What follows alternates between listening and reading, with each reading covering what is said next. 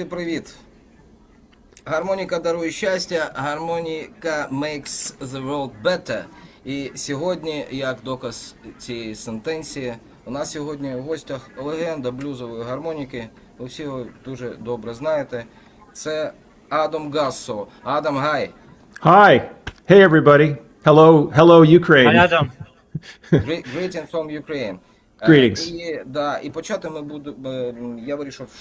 ми вирішили, що ми почнемо з того, що Адам підтримав Україну на початку війни, мається на увазі вже вторгнення, і це було дуже приємно, дуже класно, дуже щиро, нам це дуже важливо.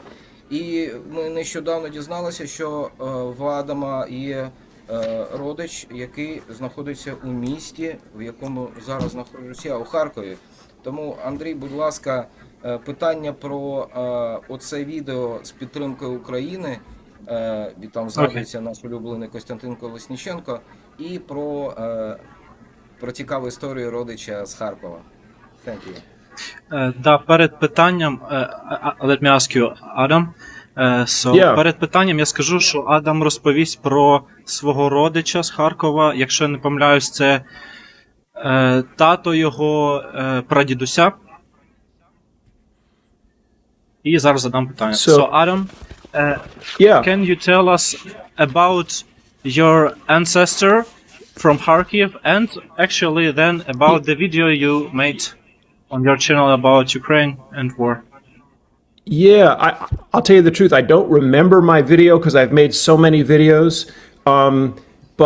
But I've always had a very soft spot in my heart for Ukraine, and especially, I'm 150% on the side of Ukraine in the present war with Russia.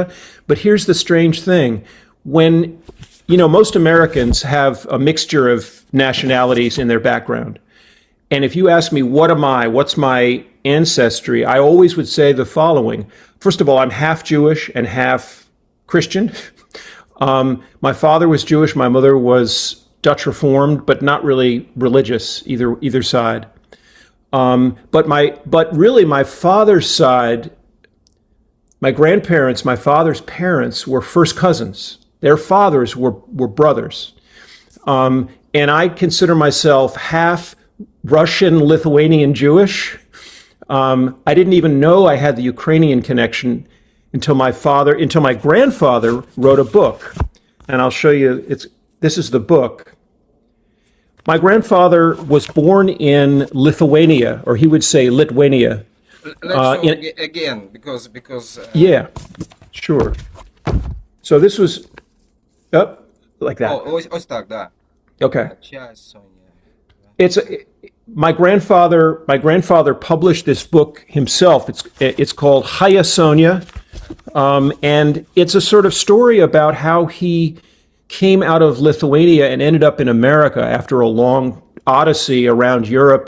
He arrived in America in 1920, but he wrote a book. I asked him questions, and he wrote a book. And what he tells the story is that his mother was from a little town in Lithuania called Pumpian, or Pumpinai, or Pumpinos.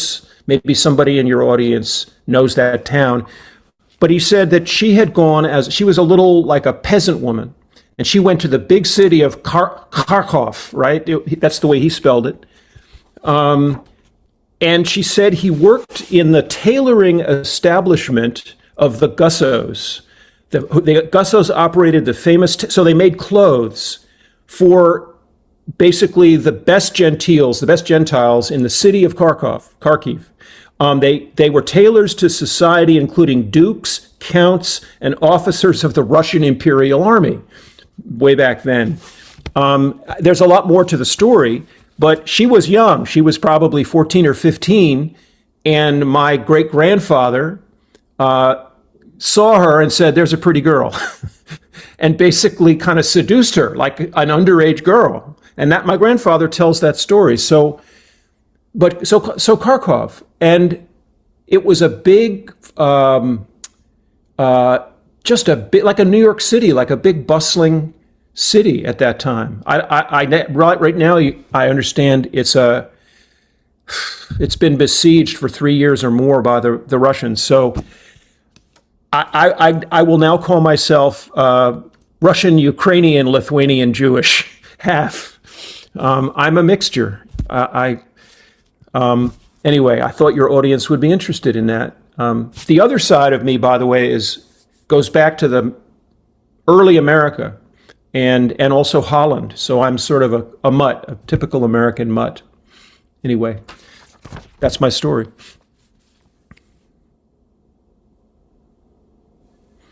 Okay, thank you so much, Adam. We, for a second, lost Konstantin, but he is back. Okay, he's back. Okay. Microphone, please, from Konstantin. Oh, Konstantin. Yes. Yeah, there we go. Yeah, microphone. Okay, I mean, it's a Kharkiv. Because we have a problem with electricity and Yeah. early bomb in Yeah. near my job. It's very, very scary. But about music. Okay, about your video with Konstantin Kolesnichenko. I'm afraid that I haven't watched that video since I made it, so I can't actually talk about it. I believe that video I was just expressing solidarity with the people of Ukraine, and I told people to give, what they could to the cause. I'm afraid that's all I can say. I just haven't gone back to that video. I've made probably 800 or 900 videos, so I'm sorry I can't bring it up. We appreciate it. We are so thank you very thankful. much for your support. Good, It's good, very important for us. good, good. Because we need help. It was Okay. the first hour of like good words from Harmonica community, from anybody Okay. from community, Well, and you good. did it, and Thank you. you contacted Konstantin Kolesnichenko, as I know, and sent some help. So that's Yeah. big thanks to you. Тому перше запитання саме від Костянтина Колесніченка. Питання класне. Окей. Костя запитує, як ви підбираєте матеріал для виступу та запису? Що важливіше для вас, для вашого вдалого виступу? Різножанровий репертуар, різні тональності, зручність виконання на гармоніці чи бажання публіки? І наступне запитання, Андрій, ти можеш потім так і зачитати. Коли ви вивчаєте нову пісню, як шукаєте спосіб зіграти її? Підбір позиції, чи менша кількість бендів або оверів, зручна послідовність акордів для імпровізації? Таке інше. Thank you. So you want to translate under? Okay. Yeah, of course. Of course, we do that here. So it's a question from Konstantin Kolesnichenko, of course. If you mentioned him. So two questions. And I've got the list. Yeah. Oh, so it's a question about how do you select material for performances and recordings.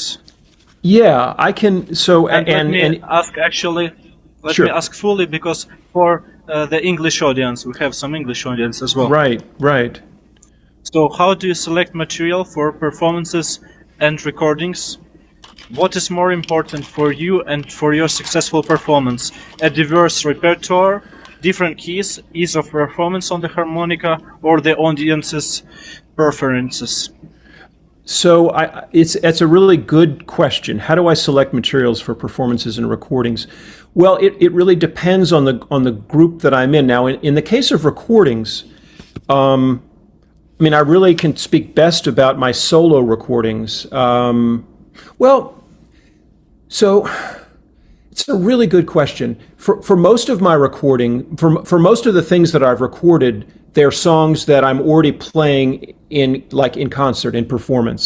So I may record them in the studio, or I may record them with my guitar player, Alan Gross, the Blues Doctors, or with my trio, Sir Rod and the Blues Doctors. But in almost every case, those songs were songs that we were already doing in performance. They're songs that we just agreed we liked. But when I did my solo recordings, I went looking much further, and I was trying to do a specific thing, which was, I'm thinking about the two albums that I made, Kick and Stomp, that was my first solo CD, which I consider basically my best, my calling card, the one truly original thing that I've ever done in that way. And then a follow-up, I don't even remember the title of the follow-up. Oh my God. But in that case, when I was a one-man band, I was very actively looking around and trying to think of things that would work in a one-man band context.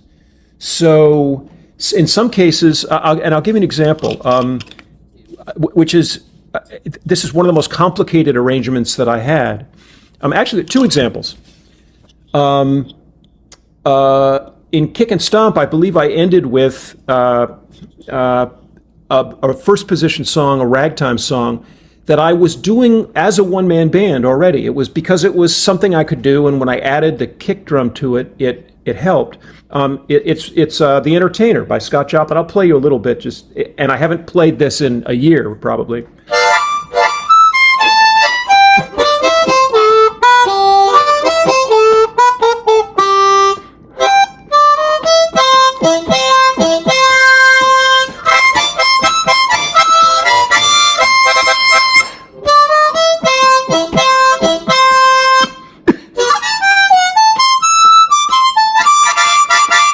And it goes on, right?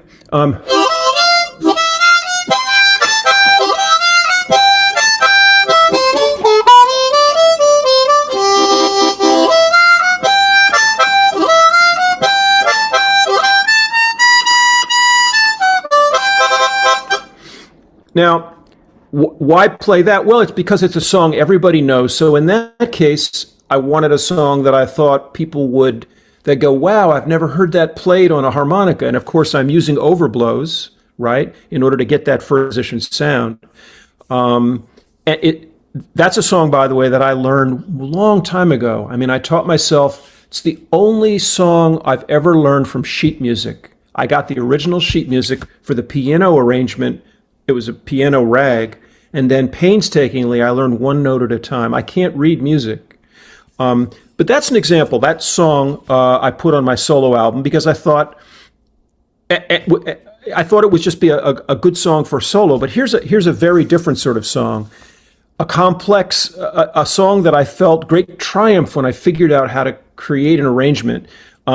It's of course the theme song. It's called The Street Beater, but it's the theme song to the very famous Sanford and Son. So I call it the Sanford and Son theme. Again, I haven't played it for a while. It uses two harps because it switches keys. And in order to come up with the arrangement, I had to figure out what the hell was going on. And I don't even know if I can do it all, but I'll do a little bit just so you can see. Let's see. Excuse me. This is a custom harp. I don't use many custom harps, but for this song I do because it's easier to play.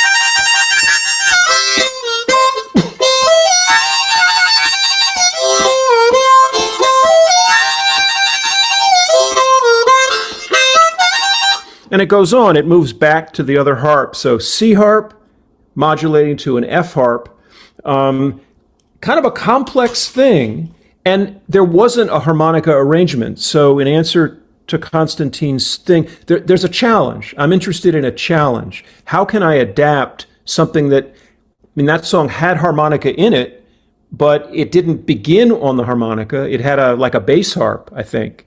And then it had that, that part was harmonica. So how to create a harmonica arrangement? I don't really think much about the audience. My assumption is that if I can find the right song and I can have fun doing it and make it worthwhile, somebody will decide that they like it. I don't think about ease of performance on the harmonica except in one way. Let me give you, I was sitting with a wonderful American player named Todd Parrott. Maybe you know him. He's a brilliant kind of country and bluegrass player. And we were trying to do the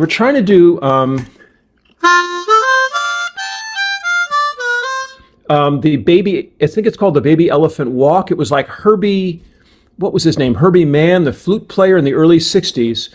And we sat around and we finally figured out how to do the whole thing. But we had to adapt it. So I think, and this is a really important point for harmonica players, is it's always better to adapt a song if you can't play it note for note, it's always better to adapt it in a way that goes for smoother flow. So to that extent, ease of playing, rather than absolute fidelity to the original melodic line, if that makes sense. So here's an example where I think we do that. This is actually, it's very hard for me.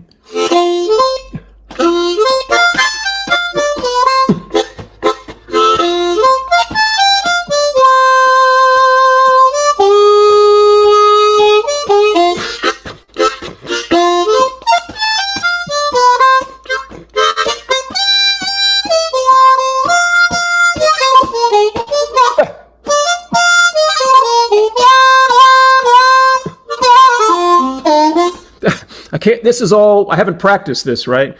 But that's the original line. I don't think that's quite the original line, but I couldn't play the original line. So I'll do it real slow. Right? Using those kind of side to side things. Anyway, this is a long answer to your question. I'm trying to think in terms of, so here's where I do think about audience. With my new group, with Sir Rod and the Blues Doctors, we want to grow grow our repertoire. And so there's a few songs that I've always wanted to do that I think are great crowd pleasers that nobody does. One is Bad, Bad Leroy Brown, the song that was Jim Croce back in the early 70s. I don't know if that's one that Ukrainians know. Well, it's bad, bad Leroy Brown, baddest man in the whole damn town, better than old King Kong, meaner than a junkyard dog. And it's a sort of kind of a bouncy blues. And so we're sort of adapting that song for our group. And we're doing it because we love the song, but we know that the audience is going to love it, right? So that's part of. Anyway, I think that's a good answer. Occasionally I'll try a song and it just won't work. And so there may be a song that I want to do. Maybe I figure out the harmonica part, but it just doesn't. Andre, you've got a filter on that's making you disappear and the space fills with. Твій фон зумовий, він такий. I don't know what is going on. This is because the light shut down and there is no light. So it's I got you. Have to bring the lamp, but that's fine. That's okay. I will do it during the next question. No, it's fine. I want to thank you for your answer because тобі потрібно виключити фон, Андрій. Чуєш? Тобі потрібно виключити фон, щоб тебе бачити. Але це прикольно, ти ніби такий призрак. Adam, let me ask you a question about when you play trill, you use hand, yes? Yeah, I use my hands. Yeah. But I know that's cool.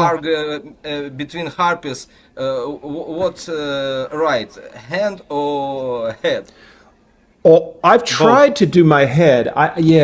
I mean, if I'm my normal way, I can do my head without that. But I don't like the feeling. It feels weird, right? To me. Better by hand, yeah? You have to practice it a lot. I think this is one of those techniques that to get a really smooth.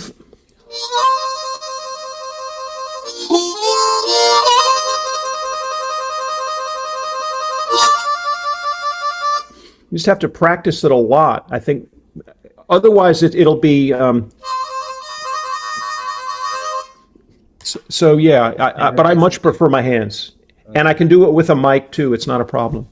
Yeah. So let me thank you for your answer. And I remember when I was starting to play, I learned this song from you, Stanford and the Sun theme. And you did? Okay. I learned it. I learned it on C harp, but I thought that the modulation was to an A harp, so I got it totally wrong. But it was fun to me to play in the higher octave, the second step, because I was ear training mostly. Yeah, well, so sometimes you make discoveries, and you go, "That's wow, what an amazing thing." Yeah, I want to share something with your audience. Maybe if we're talking about the subject, this is something I actually feel very strongly about. This may answer a later question. You know, I think some of the most creative things harmonica players can do, especially blues harmonica players, is get away from all of the music from the 50s and 60s, and 40s, the great stuff. Get away from it and try to struggle with songs that are more recent. And the best example, I can just tell you actually that the song that I tried to do that with that totally convinced me I wanted to be a one-man band. On YouTube, there's an amazing performance where Stevie Wonder goes on Sesame Street, and he plays Superstition. It's an incredibly funky. If you have the internet, you can find it. It's one of the funkiest songs I've ever heard. It's in the key of E flat, and I had an A flat harp, and I remember hearing it and thinking, I think there's a harmonica lick that I can do there.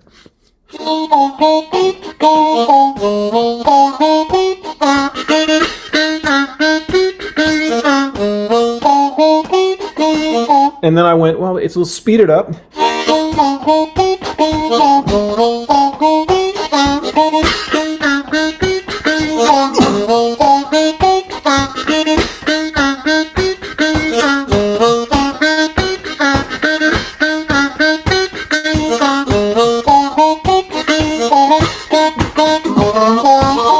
I said, wait a minute. Now, that's not a move I'd ever heard Little Walter make.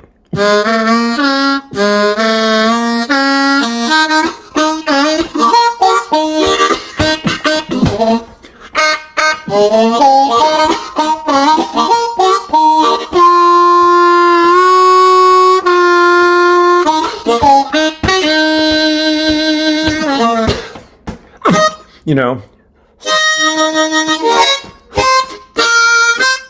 So when I began to realize that with an A-flat harp, I couldn't copy it exactly, but that I could do something really funky that had a melody people would recognize. So maybe I'm thinking about the audience.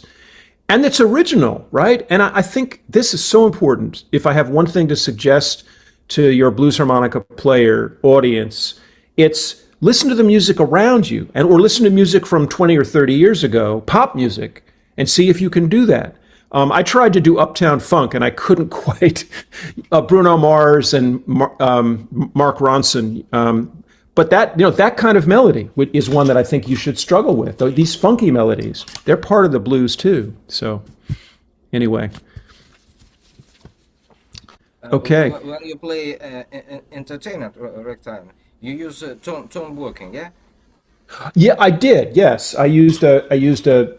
This is a harp from a guy named Joe Spires, and yeah, I did use tongue blocking. I learned tongue blocking. You know, the first song that I ever heard tongue blocking on was probably Paul Butterfield, the song "Too Many Drivers" on the Better Days album. It was everybody would probably know this intro.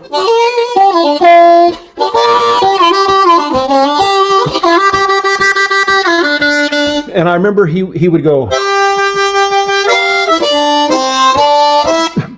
and that was the first time that I knew there was something going on. So I figured out how to do that. But that's the only tongue blocking I did until I ran into the man who became my teacher, who I've talked about a lot, obviously, Nat Riddles. And I'll give you an example. Long before I ran into Nat, I was listening to James Cotton, one of the first albums I had, along with the Jay Giles Band, live Full House, which had Whammer Jammer, which I tried to copy early on. I had some Sonny Terry. I had Paul Butterfield, something called Golden Butter, which had a sort of the best of the Paul Butterfield band.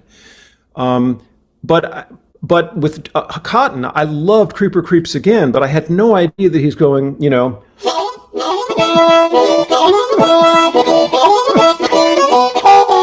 You know, I was doing single notes, and it was only much later that I realized that the way that he made that huge sound was with tongue blocking, right? And it was my teacher, Nat Riddles, who came along many years later. I started playing in 1974, and I met Nat in 1985. So 11 years after I started, when I was sort of getting back into harmonica, I ran into a New Yorker who was just an incredible player. And it was he who sort of said that tongue blocking is what you've got to do. You've got to... I'd never heard of Big Walter Horton. He said, you have to get Big Walter with Carrie Bell, right? What was it?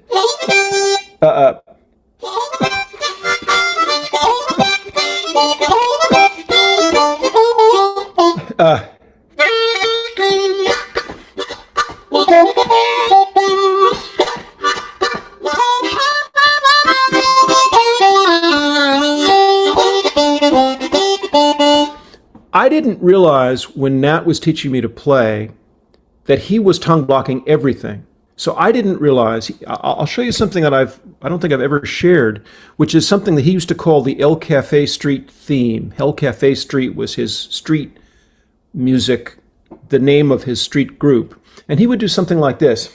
And I'm going to play it the way he played it.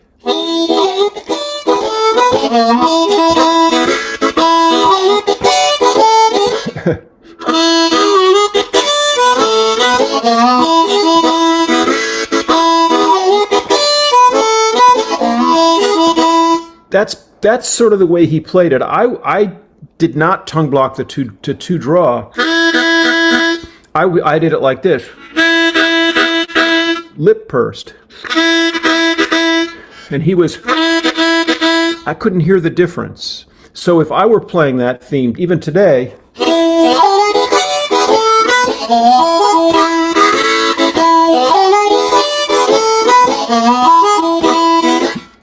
I kind of go back and forth. But yes, tongue blocking is a very important part of my style, but but I don't just tongue block. I do a lot of lip pursing too. Give you an example on the A harp.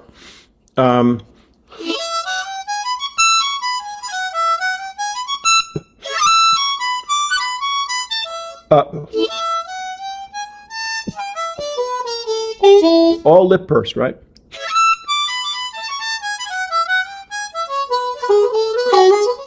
All lip pursed. So I slide back and forth between lip pursing and tongue blocking.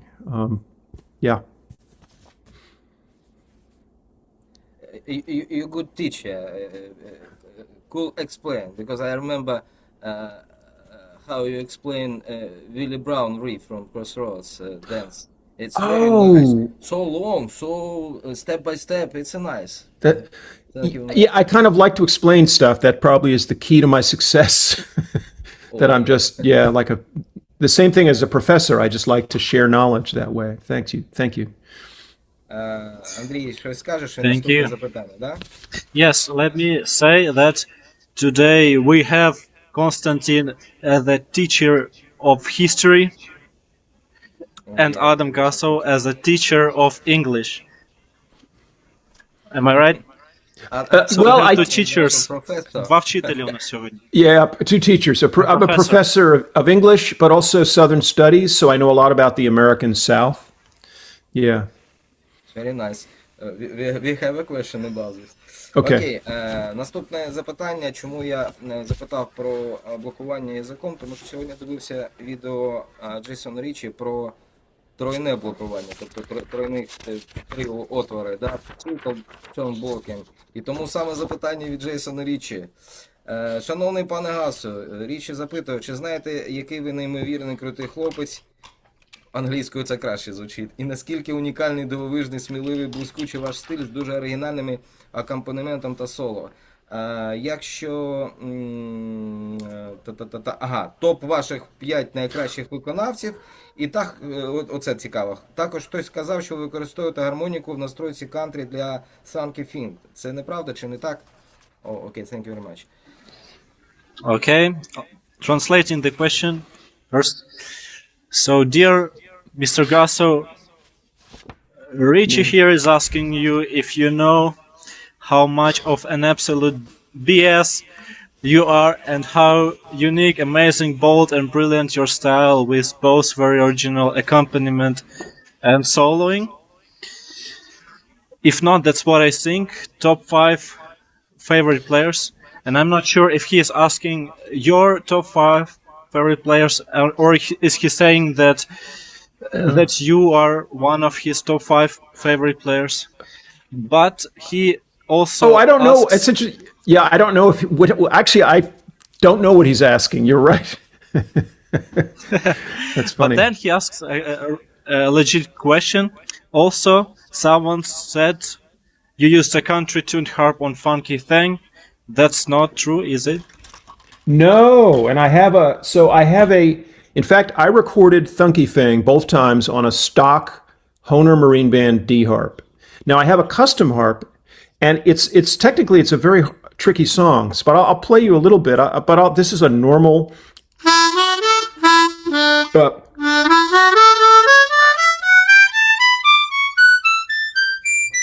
So this is a normal.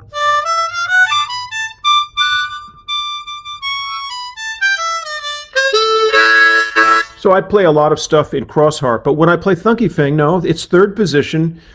And yeah, back in 1980, I came up with this back in 1991, I think.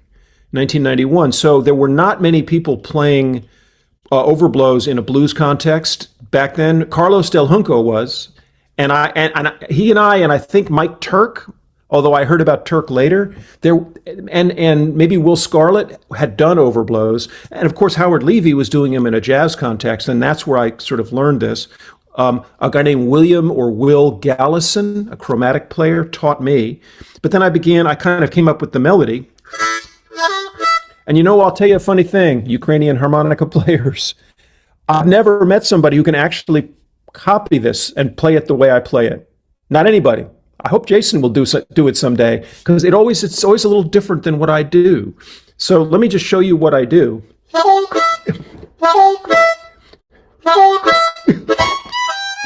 And before I start, I want to say one of the things that I've noticed over the years that seems to be a part of what I do is that cough, right? That sometimes I do it on a blow. Sometimes I cough in between, but it makes a huge difference in the sound and the timing. So you might listen for the coughs, and that'll teach you something.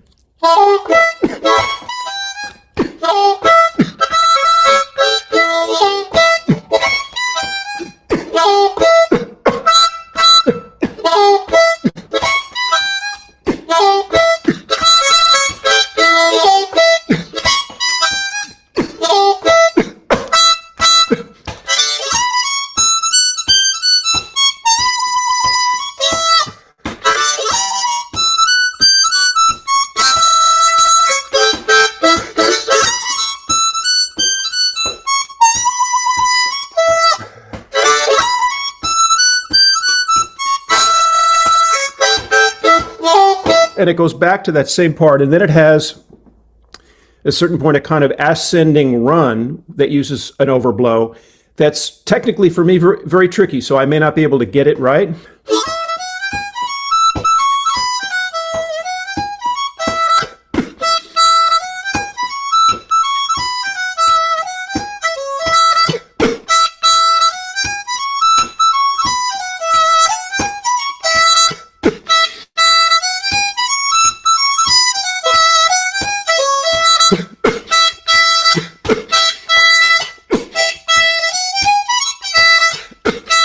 And it goes on and on and on. And then eventually we just do a thing where I'm just doing the 1 and 4 draw. Again, but it's not a country tuned harp.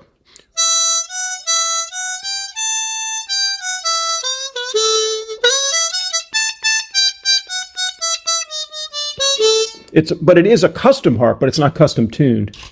Anyway, I get out of breath. It's a very demanding song. This is so awesome. Full energy, yeah? Yeah. When you play, your shoulder не рухаються. It's a cool. When you learn and play harmonica, how you learn breathing? Well, I think early on I used to get out of breath. First of all, I should tell you, I'm a distance runner, so I have very good lungs, although I'm just getting back in shape now because I had some back trouble the last couple of months. I couldn't run for 3 months, which just, you lose everything, right? But basically, I have very good wind. I'm a competitive distance runner, even though I'm 67, and I don't smoke cigarettes, so that helps. The main thing is, I learned a long time ago that you have to be thinking about equilibrium, because if you do something that's technically challenging, you have to make sure that if you're breathing a lot of air in, I think we harmonica players playing cross harp, you're mostly breathing in, right? And you have to find a way to get that out breath in. And that's something that I think beginning players, intermediate players often have trouble with. So yeah, I'm always I'm not thinking about it, but if I start to get breathless, then I say, okay, what do I mean breathless? Am I getting too much air in? Then where can I breathe that air out? And so usually what that means, like, I'm trying to think of a good example.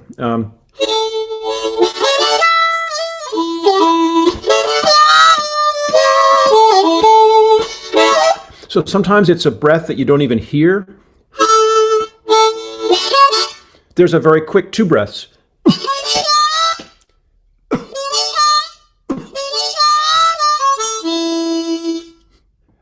Or sometimes some players forget that one of the strongest moves you can make is, say, the 3/6 below octave, right?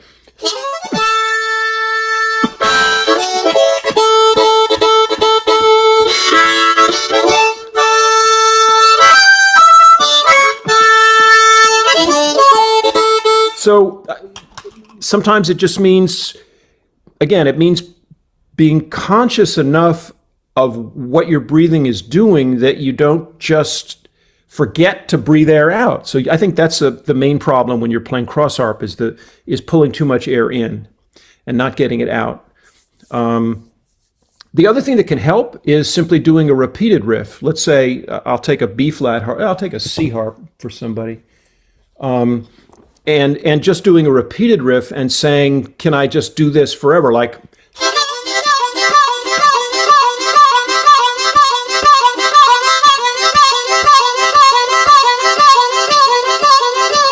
that,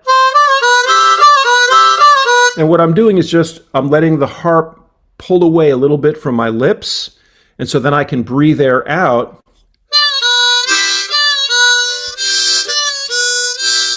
And learning those little tricks, I think, can make things work better. And so that's what I'm thinking about, is just how to balance the air in and the air out. Yeah. Thank you very much. Андрій, там друга частина питання була, мені здається, від Джейсона. Okay. Second, from Jason, he also said about top 5 favorite players. Maybe you can tell us who is your top 5? Sure. Harmonica? Sure. Well, yeah, what's interesting is if you were to say, in terms of top 5 favorite, like, who are the people who really influenced you? Like, if somebody's listening to Adam Gussow, where does your style come from? It's actually pretty straightforward. I would say that James Cotton had a huge effect on me early on. I just love that massive sound that I felt he had. And so Little Walter was not a major influence on me. I love what he does. And I've gone back and listened to some of his things, obviously, and copied some of his things, but he wasn't a major influence on me. James Cotton certainly was. I think early on, Sonny Terry was a major influence, but except for one song that I do, I'll play a little bit of a Sonny Terry type song. Clearly, so Sugar Blue was extremely important to me. When I got a hold of the album that was called Crossroads, it was one that I think he recorded in France in the late 70s. And that was one that my teacher, Nat Riddles, he said, you have to listen to Sugar Blue, because Sugar Blue is like the greatest guy who's ever lived. And I said, really? He goes, yeah, in New York, he was just, I'm looking for my F harp, because I want to share something with you from that. Let's see. Yeah, here we go. So I still remember getting the album Crossroads and hearing Pontiac Blues.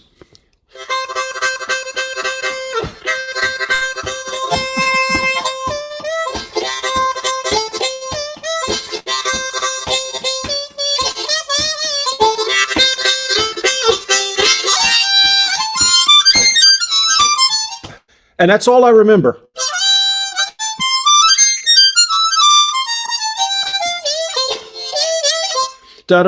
Really fast stuff. And I thought, I'd never heard anybody go up to the high end and sort of move melodically like that. And so at that certain point, that sort of opened the whole high end of the harp up for me, I would say. Now, but the next thing that comes to mind, you say my favorite players. I mean, obviously, I love what Jason does. Jason's sort of taken sort of an overblow thing that I was working with and a lot of other things, and he really affected me. Actually, I have to say that Jason was extremely important for a very particular reason, which is that when I was getting ready, when I was becoming a one-man band, I decided, listening to what he was doing, because he'd come to town, he came to Oxford, Mississippi, and I recorded him. I put it on YouTube, so it's there, a performance where he's playing incredible stuff. And I thought, I've just never heard anybody play like that. And I thought, well, suppose I went into the woodshed and I just practiced hours a day again, because I hadn't done that for a long time. And I got myself a metronome, and I timed how fast he was doing, like what kind of tempo was he playing. And it was like, I don't know, it was like 128, 130. Dun, dun, dun, dun, dun, dun, and he was actually playing this song.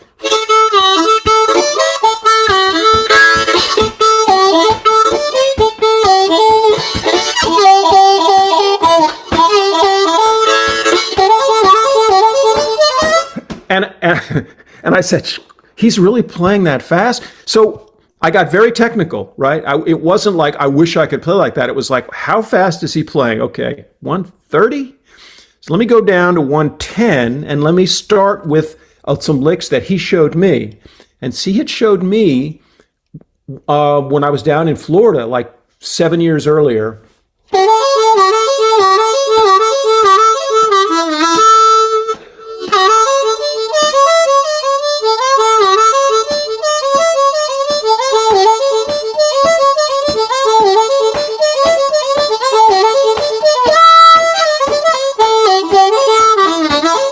So I haven't practiced at this tempo much, but that's what I began to do. I said, okay, so now I'm going to slowly increase the tempo of that thing. And I kind of got to the point where I could just barely do it. And then I would back the tempo down 2 or 3 beats. And then or back it down 10 beats. And then I could really think musically with this new language of 16th notes, because I said, I never really knew how to play fast 16th notes, right? What would that be like? And then I began to invent my own licks.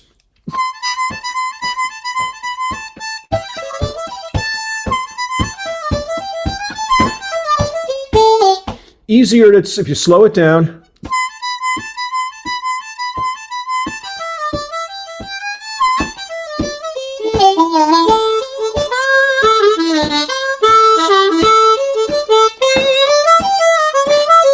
Now, by the way, I'm getting too much air in, but I can sense that, right? So Jason actually was one of the 5 most influential players on me, because at that particular moment in my life, I turned to him, and he considered me as almost a teacher of his. The teacher turned to the student and said, maybe there's something the student's doing, because he's a master at that kind of fast playing. It was clear to me, maybe that can help me. And then when I did that, you know.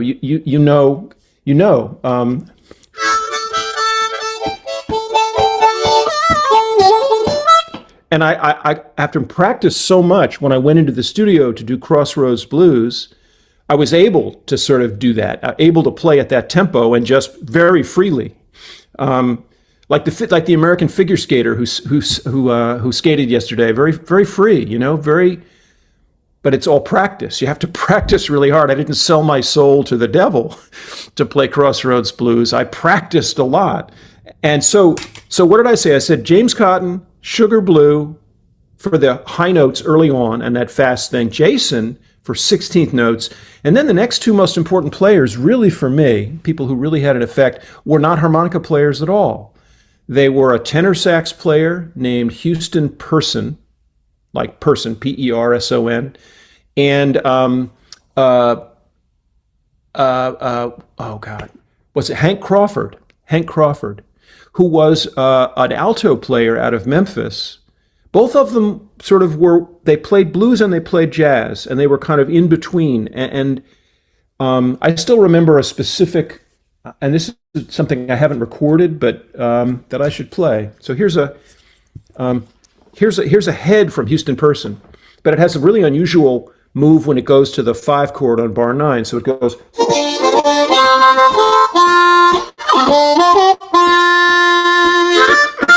And I recorded this part.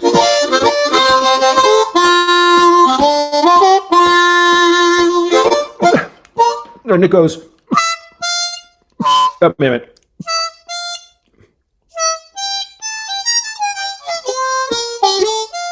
That's right. So.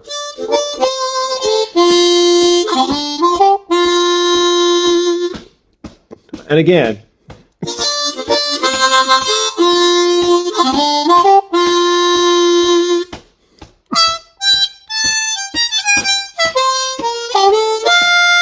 Now, I don't play that lick, but I learned it.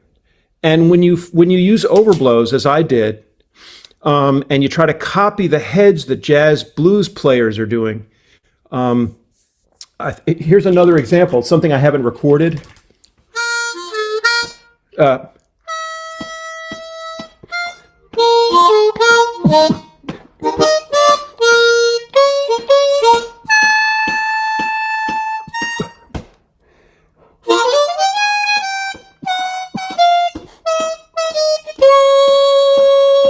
That's a Miles Davis head, right? And so that was so crucial for my style. Here I was, a guy who mostly liked blues, sort of like jazz too, but I couldn't play it. But I had overblows, and so I can begin to copy the things that that jazz players are doing. Here's one more example. I played this a couple of times on gigs. There's one video on YouTube, I think, where I do this.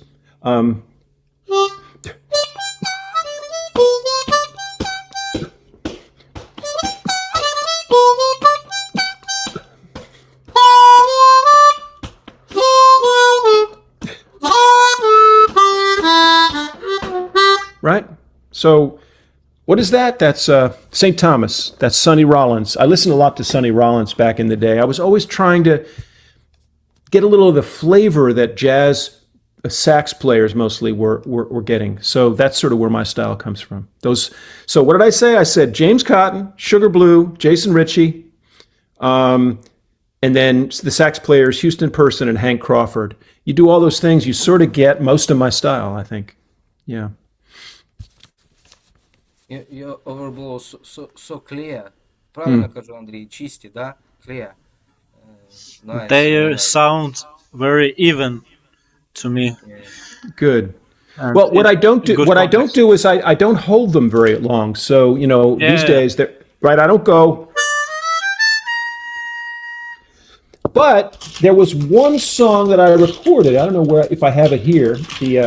I'm going to show you one thing as a challenge. So I took the highest harp that I had. Let me see if I can find it. This very famous song by the Danish piano player, Bent Fabric. And I don't know if this is a song that people would have remembered in Ukraine, but wait a minute. Here we go.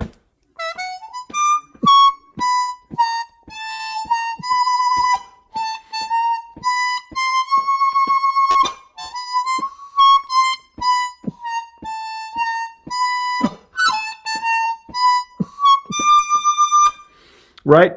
I did that just as a challenge to myself, just to see, can I really hold a 5 overblow on a high G harp, right?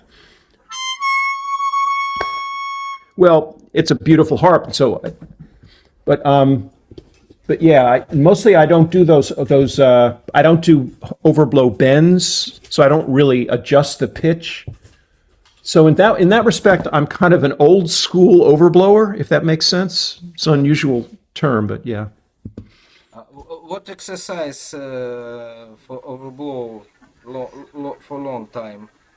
How we do? So yeah, if somebody wants to learn, Constant means to hold overblows the exercise. I'm sorry. To hold so long. Oh, to hold. Well, Keep your embouchure, maybe.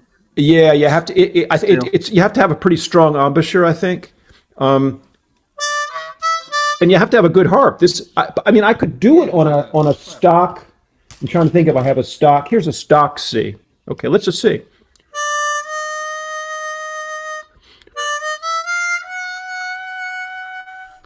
I don't really put much vibrato on overblows like that.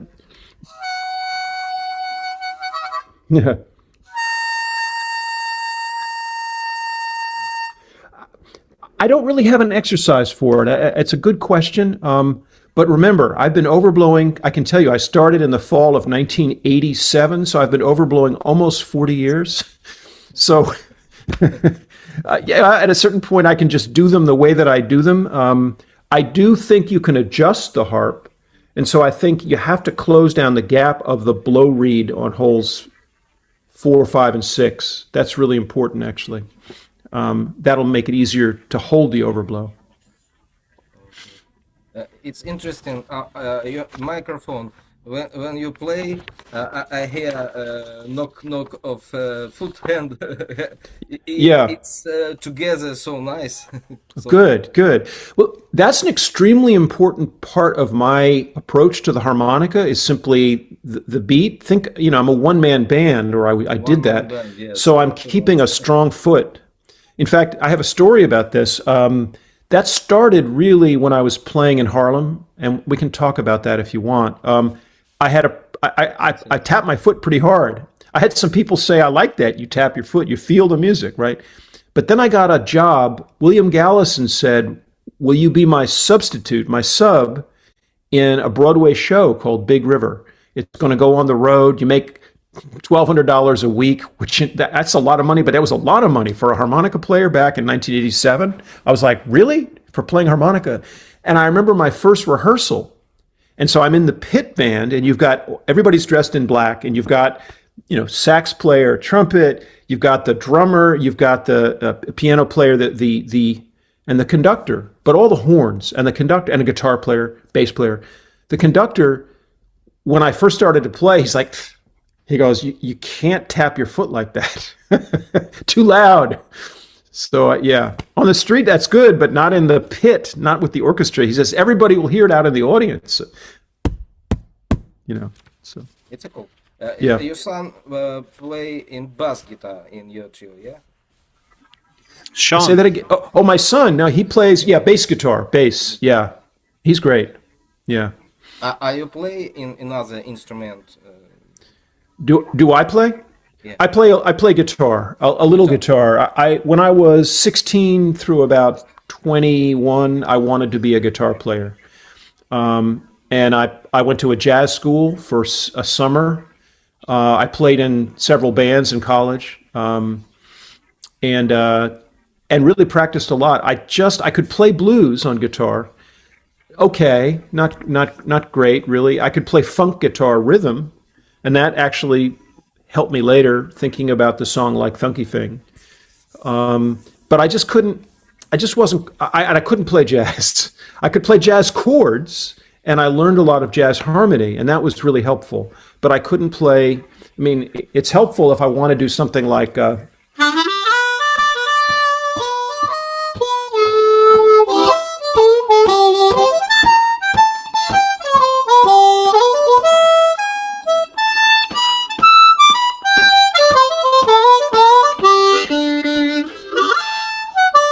so there's some certain chords that know how to think about maybe having played jazz guitar that have helped me as a harmonica player. But that's all. I don't play anything else. Have you experienced play with holder in guitar? I can't do it very well. I've tried. I tried. I just wasn't really good. I need my hands to play the harmonica. Yes, yes. But I love the players who can play like that. Jimmy Lee, he's the most brilliant one as far as I'm concerned. I know Gregory Howard. It's so cool player. It's cool. It's really cool. Yes. Андрій, може ти запитаєш, скільки ми маємо часу, чи на декілька запитань, чи може How much time do we have? We can go another half hour maybe. My wife is working in the other room, so I don't want to go more than that, but we can go a half hour. Sure. Okay. If you want. Whatever you want. Ми раді спілкуватися іще. Okay.